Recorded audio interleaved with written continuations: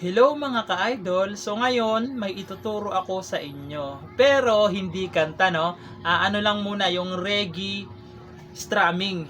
No? Kasi may nag-request sa akin, ayan, yung request niya na yung bagsakan ng reggae nung upuan, no? So itong strumming na to is doon sa upuan mga ka-idol, sa upuan na reggae pattern, no? So para hindi kayo malito is ganito siya. So ganito siya pag rinegi, no? Limang bass dito, lima. So ganito siya pag ginawa, no? Halimbawa, bass 1, 2, 3, 4, tapos isa pa, 5. Pag 5, lilipat na kayo ng chords. Okay? So ganito siya, sasampulan ko kayo. Halimbawa, ganito, A minor, halimbawa lang, ha. So 1, 2, ganito siya. 1, 2, 3, 4, 5, lipat. Okay? Ganon sa lahat na ng strumming yun mga ka-idol, sa lahat na. Paglipat, ganon pa rin. 1, 2, 3, 4, 5, lipat. Okay? Ganon. Lilipat ulit kayo.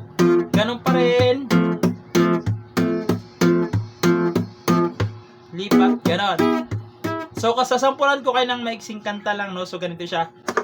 Kayo po na nakaupo, subukan nyo namang tumayo, at baka matanaw ninyo ang tunay na kalagayan ko. Tapos papasok na. Taupo, nandyan po ba kayo sa loob ng malaking bahay at malawak na bakuran, mataas na pader, pinapaligiran, at nakabilang mga mamahaling sasakyan, mga bantay na laging bulong-bulong, wala namang kasal pero marami ang nakabaro. Lumakas man ang ulan ay walang putos at pupong mga batot, kutsarap na hindi kilala at pagpong at ang kanina is. So ganun siya. So limang bass muna, ha. 5. So ulitin ko.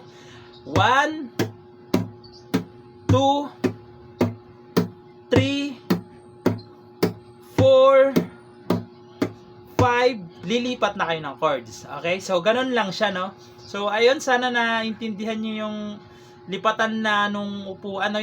Yung tutorial natin na upuan, kasi yung iba nahihirapan kung paano daw yung lipatan, yung pag-strum. So, ganun siya i-strumin, no?